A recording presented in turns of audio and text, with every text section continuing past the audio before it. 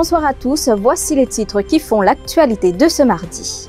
2 ans après le meurtre de Farouk Chaman, le mystère autour de sa mort pourrait bientôt être élucidé. Son fils Riyad a été arrêté par la MCIT cet après-midi. Son ADN a été retrouvé sur l'arme du crime. Dans la presse, il avait même évoqué à l'époque l'importance de la peine de mort pour ce genre de crime. Accident spectaculaire à Paille ce matin, un camion rempli de terre s'est renversé sur l'autoroute. Après avoir percuté 3 véhicules, le chauffeur soutient que les freins de son poids lourd ont lâché. Ce dernier, qui avait pris la fuite, a été rattrapé. Aucun élève n'est pénalisé avec l'âge limite imposé pour être éligible en Grade 1. Précision apportée par la ministre de l'Éducation. Lila Devidouken-Lechumen répondait aux interrogations des parents à ce sujet. Méga manifestation dans les rues de Port-Louis, c'est le nouvel avertissement d'Ivor Tanyan aux administrateurs d'Air Mauritius. Rebondissement de taille dans le meurtre de Farouk Chaman. Près de 2 ans après, souvenez-vous, ce chauffeur de taxi avait été retrouvé égorgé près de son domicile en novembre 2018. C'était à l'avenue Hollier 4 bornes. Son fils Riyad a été arrêté cet après-midi par la MCIT. Les hommes de l'ASP Sibarut ont reçu les analyses envoyées à l'étranger après ce crime. L'ADN de Riyad Chaman figure sur l'arme du crime, un couteau de cuisine. À l'époque, la victime revenait de la prière lorsque, selon des témoignages, elle aurait surpris un homme qui volait des jacs sur un arbre dans le voisinage. Mais désormais, c'est le fils Riyad qui est considéré comme le suspect numéro 1 dans cette affaire. Ce dernier clame son innocence. Nos journalistes ont pu lui parler avant qu'il ne soit arrêté par la MCIT. Riyad Chaman se justifie sur la présence de son ADN.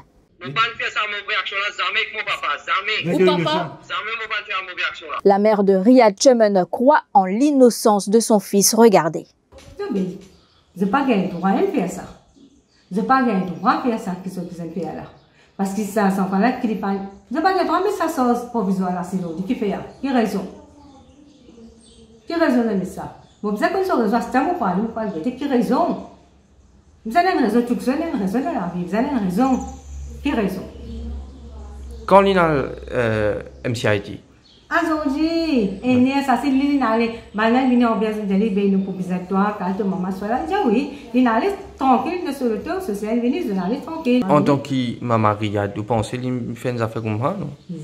Mais j'ai eu un témoin là. Mon papa capable, qui fait mon besoin de temps. Paye dans la classe, paye la même chose que causer là. Quand nous capable de faire causer qui ne peut pas causer.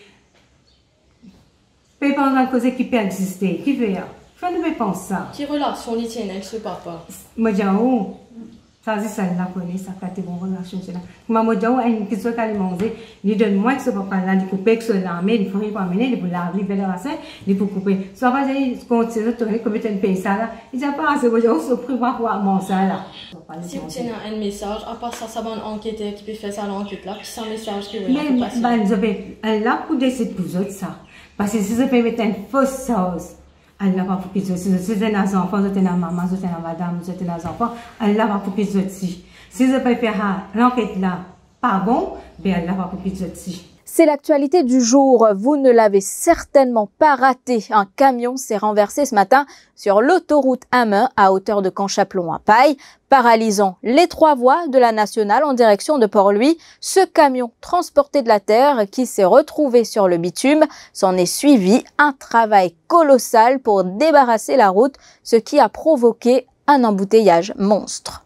On trouvait le camion là peut descendre, le grillage devant lui, le là peut accélérer mieux. Évite, on va dire, camion là, costé. Mais malheureusement, ce camion là pas capable.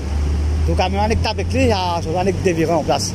Et nous avons fini de taper depuis mon colville, les pavillons. Nous avons une machine depuis qu'on peut colville, les descendre.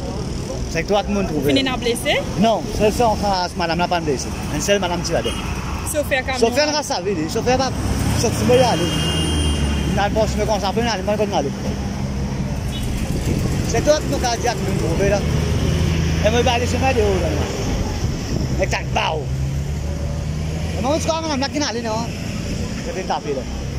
Je vous retrouve après la pub.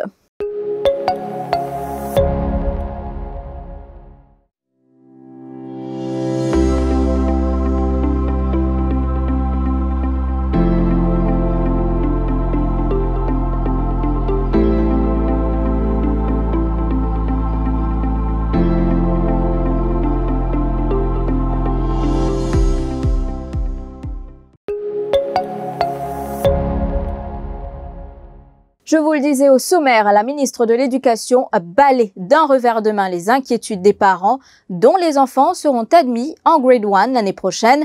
Lila Devidukan-Luchuman est catégorique. Aucun enfant n'est pénalisé avec l'âge limite imposé pour être éligible en grade 1. Vous le savez, l'un des critères d'éligibilité pour les inscriptions, c'est qu'il faut avoir atteint l'âge de 5 ans au plus tard le 31 mai.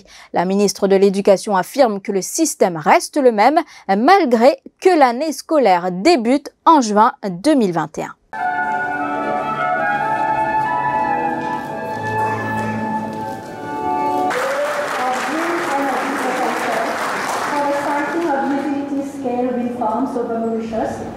Le monde de l'enseignement supérieur est un monde assez dynamique. Les choses évoluent rapidement et nous avons vu le progrès que l'université a fait au cours de ces dernières années. Premièrement, parce qu'il y a la volonté de faire bouger les choses. Et en plus, nous avons vu que la collaboration que l'Université de Mascareignes a avec Limoges, l'Université de Limoges en France, a beaucoup aidé parce que les deux institutions ont bougé ensemble. Et il y a eu la formation professionnelle, ce qu'on appelle le Continuous Professional Development. Les lectureuses sont prêtées à cela. Il y a eu beaucoup de changements, beaucoup de progrès et je trouve que c'est très bon signe. D'ailleurs, l'université a maintenant beaucoup d'élèves qui viennent de l'étranger. Alors nous sommes en train de bouger vers notre vision de Knowledge Hub avec l'arrivée des élèves venant de l'extérieur. Bien sûr que Covid-19 a chamboulé un peu les plans, mais n'empêche, comme j'ai dit tout à l'heure là, nous allons avoir recours à l'enseignement à distance, les online courses, les institutions vont évoluer. On peut dire tout simplement, ça a toujours été le cas. Quand on entrait en janvier, c'était le 31 décembre. Et alors bien sûr, il y avait des élèves qui venaient d'avoir 5 ans, il y avait des élèves qui avaient eu 5 ans depuis quelque temps déjà. Alors c'est la même chose. On est en train de raconter une histoire où il n'y a vraiment pas de différence avec l'état des choses auparavant. Alors il n'y a pas de souci. Une méga manifestation en préparation en soutien aux employés d'Air Mauritius, c'est ce qu'a fait comprendre Aifort Tanyan ce matin. Le syndicaliste était devant la Victoria House aux côtés des membres de la plateforme travaillère Air Mauritius. Selon le porte-parole, le salaire des employés de MK a été réduit et on les obligerait à prendre des leaves without pay, raison pour laquelle la manifestation de ce mardi s'est tenue devant le siège du ministère du Travail. Aifort Tanyan demande ainsi au ministre Kalitchen d'agir. Nous pouvons demander au gouvernement de ce côté, restreindre l'espace aérien à Air Mauritius. Si nous faisons ça dans une période de pandémie, ce qui est absolument normal de faire des affaires pareilles dans une période de pandémie, sachant qu'Air Mauritius est la seule compagnie aérienne qui n'a aucun de ses membres du personnel qui n'a Covid. Une demande qui nous peut faire, qui, de mon point de vue, tout à fait raisonnable. Nous ne pouvons pas demander personne tirer leur zone dans ce poste. Donc voilà pourquoi nous là, et nous pouvons informer à qui de droit, qui nous peut engager nous dans une action de mobilisation vers un travailleur des Mauritius de grande ampleur pour aller vers une manifestation publique. Direction les hôpitaux de l'île cette fois où un manque accru de personnel médical est déploré. En cause, selon le président de la Senior and Other Nursing Staff Association, le déploiement de staff dans les centres de quarantaine. Face à la presse ce matin, Rachid Goulamoli a lancé un appel au ministère de la Santé pour le recrutement de nouveaux personnels. Nous, aujourd'hui, dans nos conférences de presse, nous pouvons dire comme ça qu'il y a certains problèmes au niveau human resources. C'est-à-dire, nous pouvons dire le ministère qui est là pour réformer ce département qu'appelle human resources. Là. Pour comme ça, recrutement, promotion, nomination, il va dire aller comment bien, peine va dire qu'on parle d'un bloc, bloquiste ça. Et puis, l'autre terrain, nous avons trouvé qui va dire ça affaires avoir beaucoup de signes quarantaine là, mais ça peut causer un bel problème. Nous pouvons dans nous la case, nous pouvons avoir un code voisin. Ah ben nous pouvons dire ministre là, et ministre d'accord nous qui nous puissions garder nous ben du monde, les infirmiers dans l'hôpital pour nous équiper la population pour des millions. Et ça affaires quarantaine là.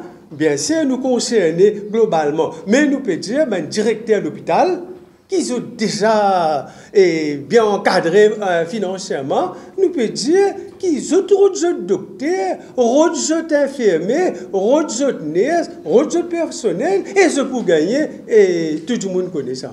Passons à présent à notre carnet de bord de la campagne des présidentielles américaines. Après avoir dû interrompre sa campagne pour cause d'infection à la Covid-19, le président américain tient son premier meeting en Floride, un État clé où les sondages lui sont défavorables. C'est bon d'être de retour, a souligné à Donald Trump. Et dans un récent discours de campagne, c'est un Joe Biden ému qui est revenu sur son passé, notamment le décès de sa première épouse et celui de sa fille. L'homme de 77 ans a fait son entrée en politique quand il a vu sa vie à jamais bouleversée suite à cette tragédie. L'accident qui a eu lieu en 1972 n'a pas seulement brisé la vie personnelle du candidat à la présidence, son comportement en public a également changé. C'est ici que je prends congé de vous. Demain, vous allez retrouver Stéphanie Montplé pour une nouvelle édition d'Info Soirée. D'ici là, on vous souhaite de passer une excellente soirée avec toute l'équipe de Télé+. L'info en continu sur le www.defimedia.info.